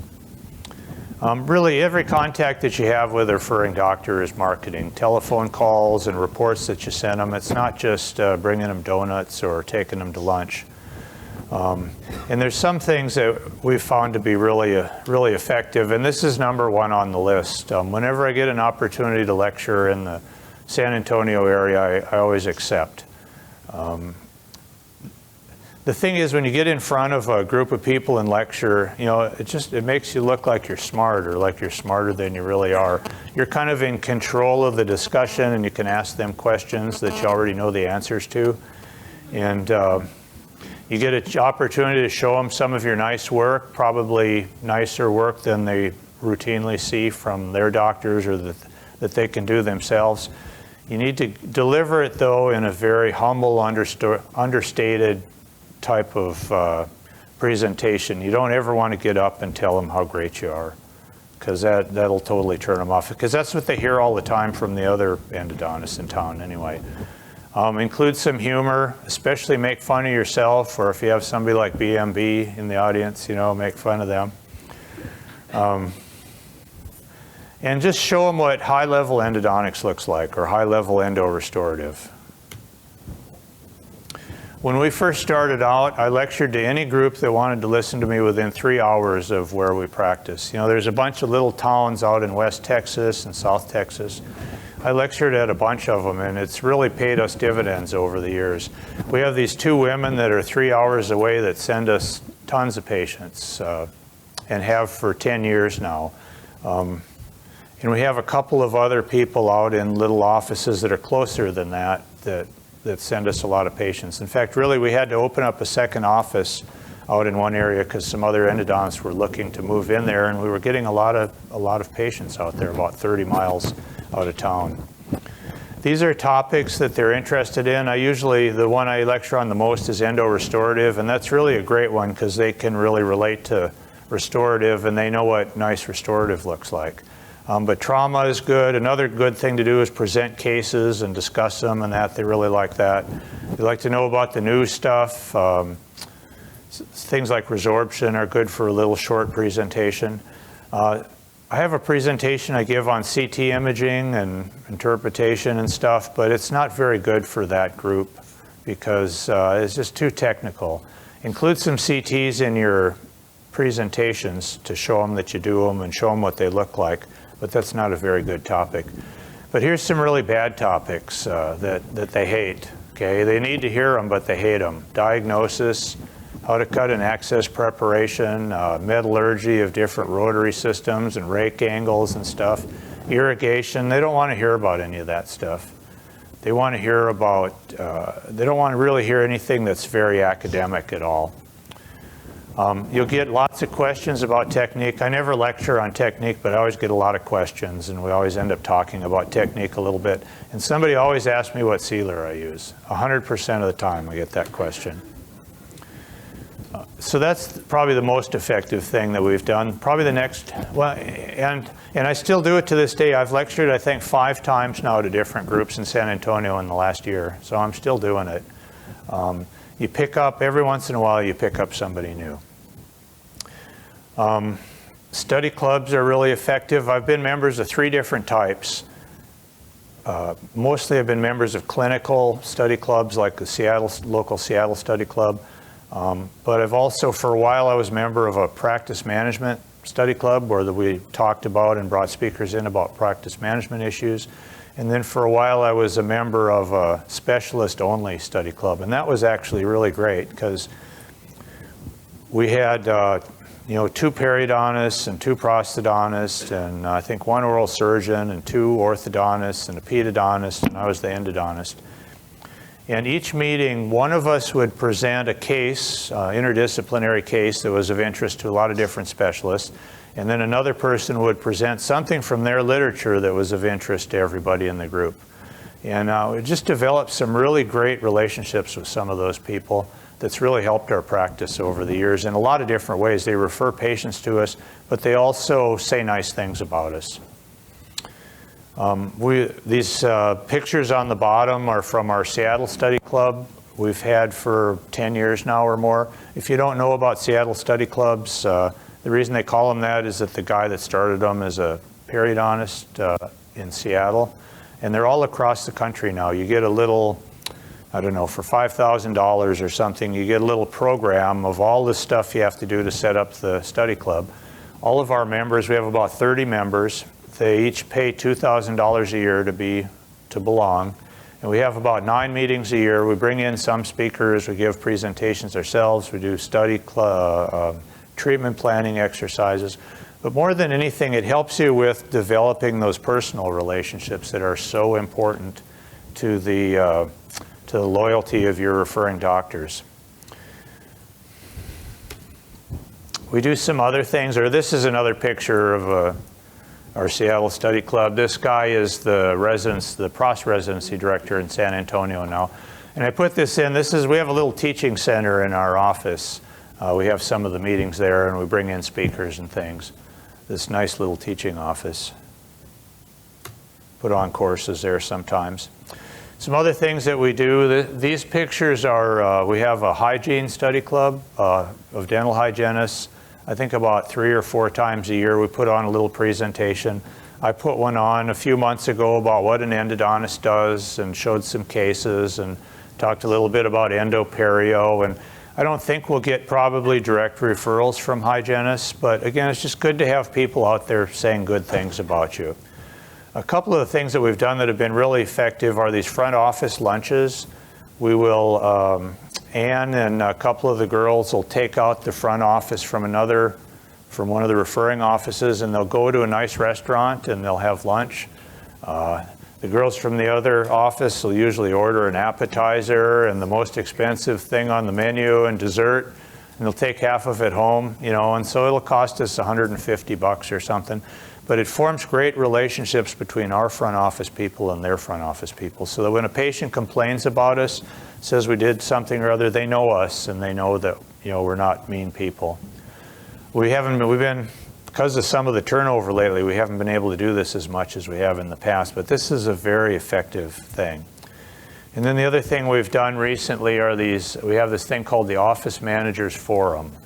Again, about probably every other month, we'll have the office managers from, 25 or 30 offices will come in to our little teaching center there. We'll buy them lunch. Mostly we'll have outside speakers talk about, practice management issues, like how to hire, how to interview, stuff like that. We've got one coming up in a few weeks where we're having, I don't know if y'all know who Heloise is. She's a syndicated newspaper columnist who lives in San Antonio. We happened to see her as a patient. She's kind of a funny character. So she's coming in a couple weeks to talk to their group. And then this picture on the right, when we don't have somebody else to come in, then one of the doctors, in this case me, gave them a little presentation on endo, because they really don't know very much about endo. So anytime I lecture to a group like this, or I lecture to a group of general dentists in town, there's always an underlying message, and that message is, this is different than what y'all do in your office. This is not the same as when you do endo in your office. And some of them get it and some of them don't. But I had several of the office managers after we just did this, was it this week? Yeah, on Tuesday. We had several of them came up to me afterwards and they said, I had no idea. I learned so much today. This is totally different than what we do in our office. I didn't realize that. A little bit about scheduling. We like to set schedule as much as we can. We like to do evaluations, like I said. We schedule patients till 3:30, and then we leave it open the rest of the day to see emergencies. Emergencies are great practice builders. There's just all kinds of positive things about seeing emergency patients. The teeth are easier. The patients appreciate it. The doctors appreciate it.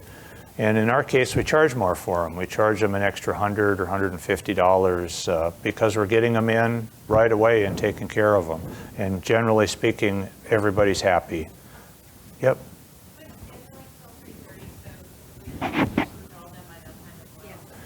Yeah, we do, the way I do it anyway is I'll schedule usually a consultation at 8 along with the treatment, and then I'll schedule one at 1:15 along with the treatment patient, and sometimes at 10:30 along with the treatment patient. Usually, my idea is that I'll do a consultation while my treatment patient's getting numb. Do you find problems a lot then, or do you have with patients having issues with not being able to deliver that late consultation? Well, we do some of them then too. If we think that we're probably going to be doing treatment, then we schedule them at 3:30. Yeah, so yeah, we do that pretty often actually.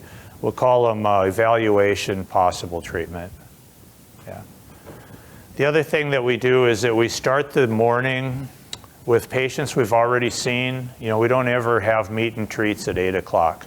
We have somebody we've already seen and evaluated, and we want to know really at 8 and 1:15, we want to know exactly what we're getting into so we can start right off with treatment. There's not a lot of discussion. We schedule an hour and a quarter for lunch, mainly just so that everybody gets an hour. You know, we usually run a few minutes over at the end of the morning. I hate working through lunch. I know some people like to work through and leave early. I'd rather work later and take a lunch break. We have like 40 dentists that are in our immediate area there, and so lunch is kind of a social activity. We go out to lunch, and it's fun, and I don't know, I just need a break in the middle of the day. We confirm all of our appointments the day before, which doesn't guarantee that they'll show up, but it helps with that. Let's see, there was something else I was going to say about scheduling. I don't know. Anyway, we like to, as much as possible, we like to have the same schedule every day. It just makes it easier on everybody. Everybody knows what to expect. We don't try to slide patients in the middle of the day. It works fine for us seeing them at 3:30 if they need to be seen that day. Yep. All the other things you're doing, what percentage of, say, a 40-hour week, are you actually seeing patients, and what percentage of it is any other? I don't know what you mean. What are the other? You're doing these other things where you're doing lectures and you're visiting and you're doing all these other things. Is that all wrapped into still working? Yeah, I mean, we work Monday through Thursday, so we try to do other things on Friday, you know. You don't see patients on Friday, do you? Not usually, every once in a while, but not usually. Yeah, very rarely actually. Yeah.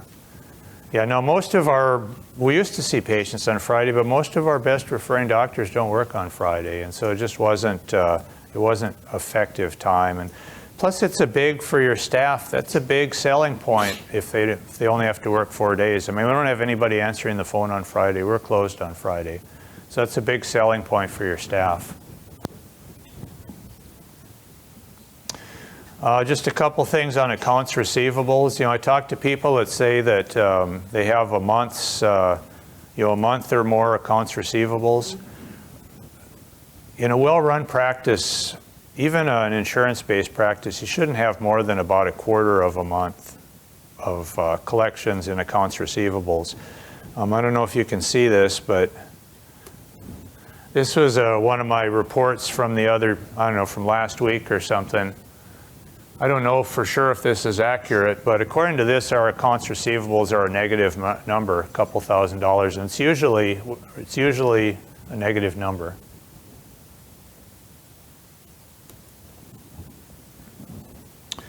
Like Ann said, file electronically. Well, just all the stuff Ann said here. A little bit about having a second office. That's certainly a trend in endodontic practice now. You might have to do it for a lot of different reasons. We didn't want to have a second office, but about 20% of our referrals were coming from this one area, and we knew a bunch of other endodontists were looking at it, and so we went out there just to protect our turf. And really, it's worked out pretty well. We're out there 2 days, Tuesdays and Thursdays. One of us goes out, and then we share it with these two periodontists, and they're there Monday, Wednesday, and Thursday in this little town. It's about 30 miles away from where we are, and since we moved in there, nobody else moved in. There were like 4 or 5 different people looking at it, so we closed them all out.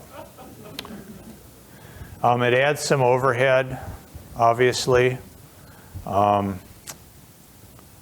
but it's been worth it in our case. And it's not that much overhead. I mean, we pay $2,000 a month in rent, and we have a few other expenses associated with it, but it doesn't add very much to our overhead. It cost us about, I think, about $50,000 or so to set up, and it's not an ideal, perfect ergonomic setup by any means, but it's, yeah, the girls are laughing here. But it works, but we're able to work it. You know, we have since we share it, we have to have a microscope on wheels, and there's some things that are less than ideal, but we're able to do it pretty well.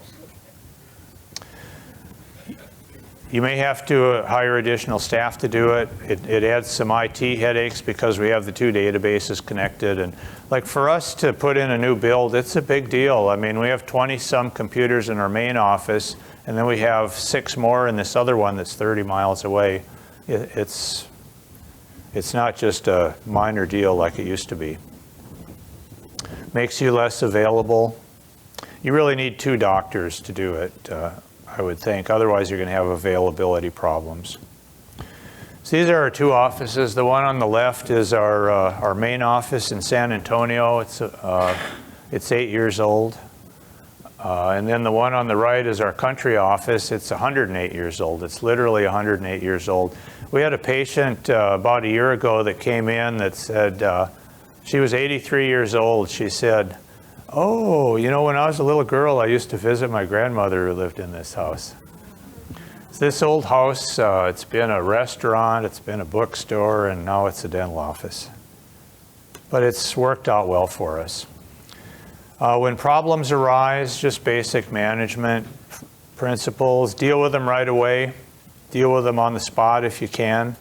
Indifference is a bad thing when people feel like you're indifferent to their concerns. A good phrase to use when dealing with a problem with a patient in particular, or with a referring office, is, "We didn't want you to think we didn't care." So with the referring offices, when we have a problem, first thing we'll do is get on the phone. I'll get on the phone with the referring doctor and I'll explain the situation, and I'll ask them, "What do you want me to do?" And if they're important to us and if what they say is reasonable, then we do what they say. And that's usually the case. With patients, we'll ask them, "What can we do to make you happy?" That's a really good line. This better a horrible ending than a horror without end. And another deal an old endodontist told me was another good phrase: "If I have a problem that money can solve, then I don't have a problem."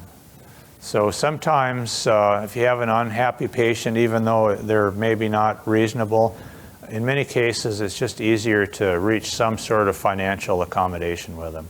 If you don't think it's reasonable to give them all of their money back, then offer them half of their money back. It's even though it's unfair, seems unfair in many cases, it's usually the best way to deal with it. And like I said, discuss the issues with your referring doctors before they arise. Your best referrals know that you're not perfect. You know, just deal with them honestly and admit when you screwed something up. You develop this reservoir of goodwill with your referring doctors, so that, and with the office staffs also, so that an occasional bad outcome doesn't destroy the relationship. They know they're not perfect, and they know you're not perfect. I don't really have time, I guess, to go into these things, but you'll have to deal with these situations and just have some method that you deal with them in your offices. Rick, could you just answer quickly what Yep. you do in those situations? I'd love to know what you do. Okay, all right. Yeah, it's a political season. So as far as charging other dentists for treatment, you know, if they're important referring dentists, obviously we don't charge them or their wives or their families, and there's a fair number of those. If it's somebody that works for them, I ask them, "What do you want me to do with this person?" If it's a key person in their practice that's been with them for many years, a lot of times we'll treat them for free.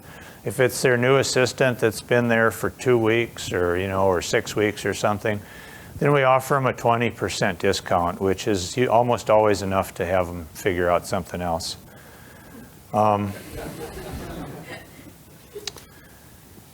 Sometimes referring offices will say, "Well, please take care of this patient, but bill me. So we've found that that's a bad thing to do. And the way we handle it usually is that, again, if it's somebody important, we just do it for free. We don't ever send bills to any of these guys. If it's somebody that we don't care about or that we're mad at, we'll say, okay, we'll do it, but we're going to need to get your credit card number before we start. And there's usually like silence on the other end.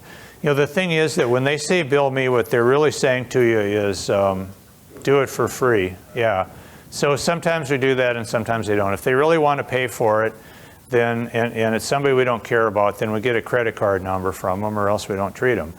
And then for the ones in the middle, what we'll do is say, I'm sorry, but I can't bill you. But what we'll do is we'll charge the patient, and if you want to reimburse the patient, then that's between you and them. So, if they want us to do it, we get their credit card number, and we tell them we'll put it on the credit. Oh, you mean treatment? Yeah. Okay.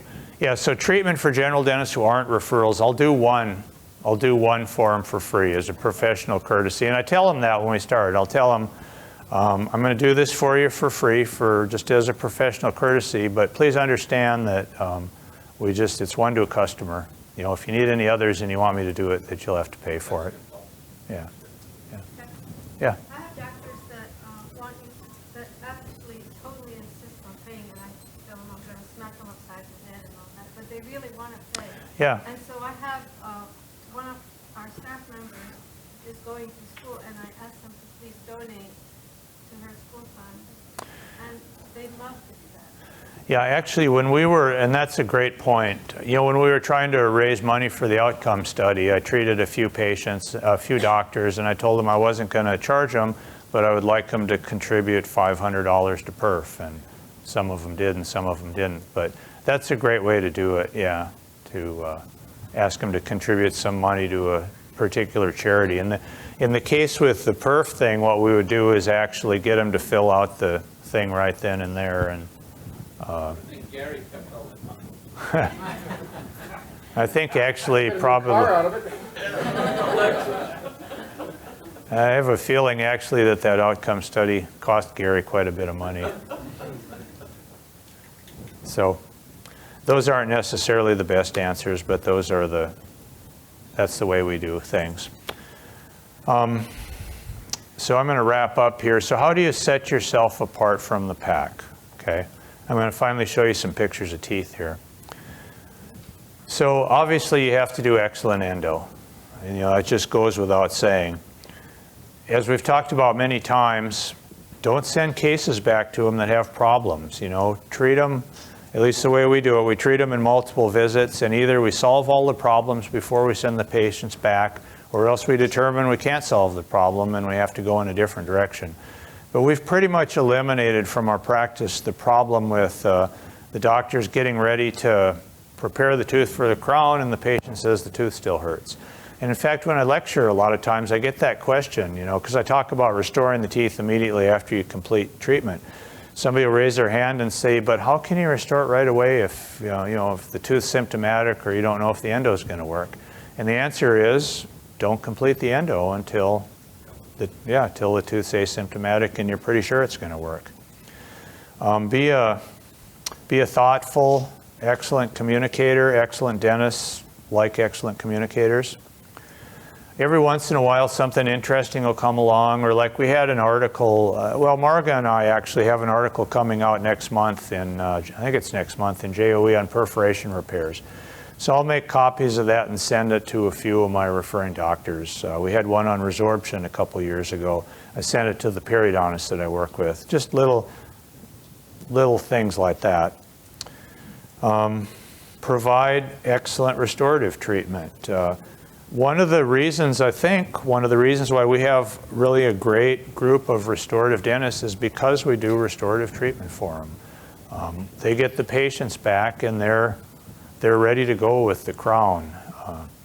And the way to get started with that, the way we got started with it was, probably 10 years ago, we got all of our referring doctors together at a country club and we bought them dinner and we showed them some pictures of cases that we'd put cotton and cavity in, and they'd come back decayed or broken or, destroyed in some way or very poorly restored. So we showed him some of those. We showed him some literature. We said we think it's important that we start doing the foundational restorative treatment. And please let us do a few of them. We'll start out with some really difficult ones that you don't want to do anyway. And if we do a good job, then allow us to continue. And so most of them bought into that, and gradually, one at a time, we've brought them all around. I mean, we probably restore 95%.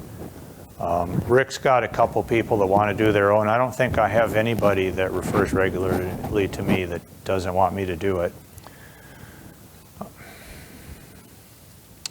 Attend courses with your referring doctors and provide services that none of the other endodontists provide, restorative being one of them. So complete the endo, do good, solid, foundational restorative, and you put a crown, put a well-fitting crown on that tooth, and there's a good chance it'll last as long as any implant, okay? That tooth with a good crown on it has a good chance of lasting the rest of the patient's life. Remove, in this case we did endo on number 5. Number 4 had deep decay. We removed the decay. Didn't get a pulp exposure, and so I can't remember if we put in composite or IRM. I can't remember. But either way, who knows when the patient would have gotten in to have number 4 restored. So just do these little extra things. The good restorative dentists like this and appreciate it. Probably the bad ones or the ones that are struggling maybe won't go for it. A lot of the buildups that we do, like on this premolar, we'll rough prep them, okay? So all the restorative dentist has to do is go in and put finish lines on this now and take an impression. I promise you nobody else in town does that. And occasionally, for a couple of our doctors, we'll prep it all the way, okay? All they have to do here is pack cord and take an impression.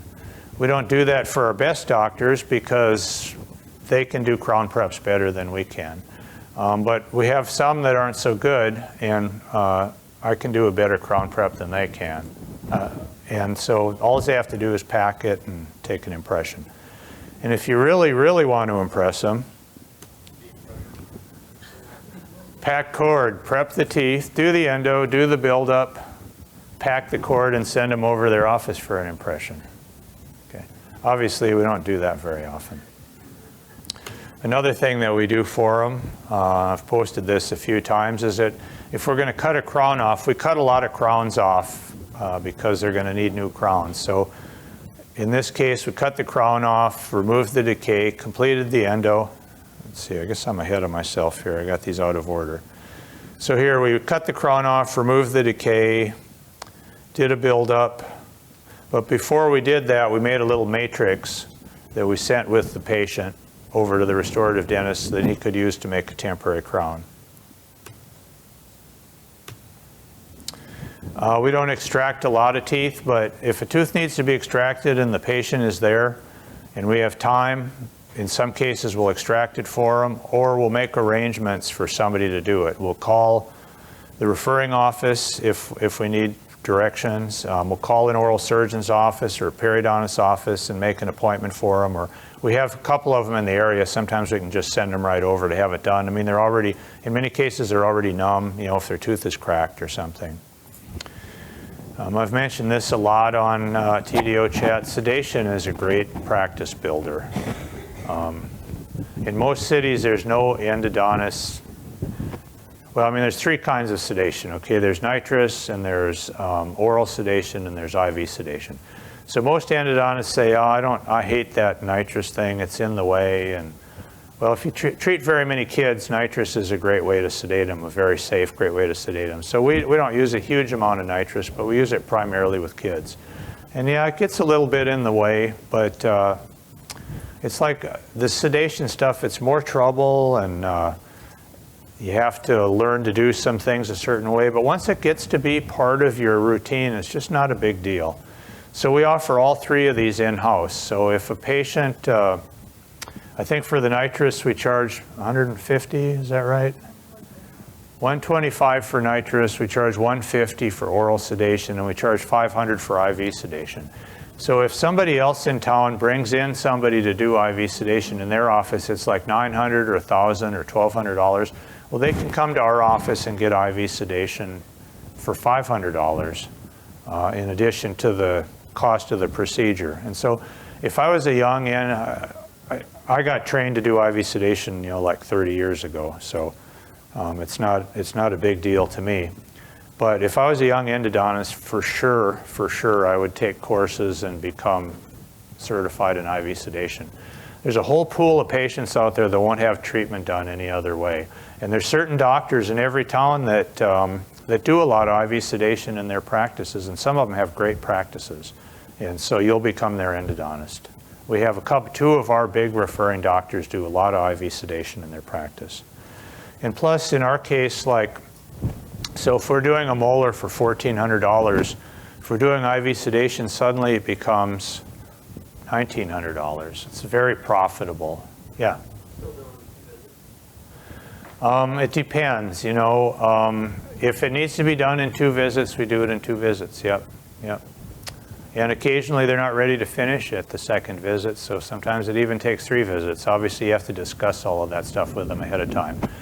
But in this day and age with a shrinking patient pool and general dentists doing more and implants and all of that stuff, this would be the first thing. If I was a young endodontist or a resident, this is the first thing I would do is get trained in IV sedation.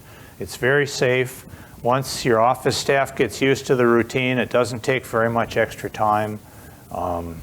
It doesn't cost very much. It costs about $40 a patient for the drugs and the IV tubing and so forth. It's a great thing. Yeah, we usually use Versed and fentanyl. Yeah, sometimes a little bit of Valium mixed in depending on the patient. Did you say that you charge for oral sedation? Yeah, $150. Yeah, I mean, you have to have a pulse. At least in Texas, you have to have a pulse oximeter. There's a little bit more risk in those patients. They take a little bit more time. So yeah, we charge for it. Yep. May I make a comment? Sure. I at first wasn't charging for oral sedation, but the doctors that were referring patients for oral sedation actually do it in their offices, and their patients were getting upset with them. How come you didn't charge them? Yeah. You were charging them? Yeah. So, Yeah, that's like with your CT. If you do a lot of panorexes, sometimes that's a negative thing, even if you're not charging the patient, because the doctors in their offices, they want to do the panorexes and charge for them. And then I'm almost done. A lot of endodontists don't see kids. Okay, if you don't mind seeing kids, it's a great practice builder. One of the first things you should do is go around to all the pediatric dentists in your area and tell them that you'd be happy to see kids. Most of them, the endo's pretty easy and straightforward.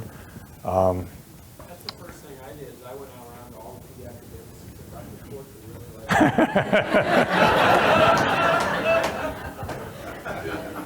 like Yeah, we had, here's my feeling about it. Even if you don't like treating kids, endodontists are the ones that are best trained to deal with trauma at the very least. And we have an obligation to the people in our community and to the dental community also to take care of these people because we're the best equipped ones to do it. So, and some... Sedate children? We didn't sedate kids for years. We only did nitrous with them, and we don't do it very often anymore, but a big pedo practice just started referring a lot to us about a year ago. And some of those kids are like 7-year-olds, and some of those need to be sedated, so we're starting to do it. The problem with sedating kids is that you have a much smaller window of safety with kids than you do with adults. And if you look in the morbidity and mortality literature on IV sedation, all of the bad outcomes are in kids.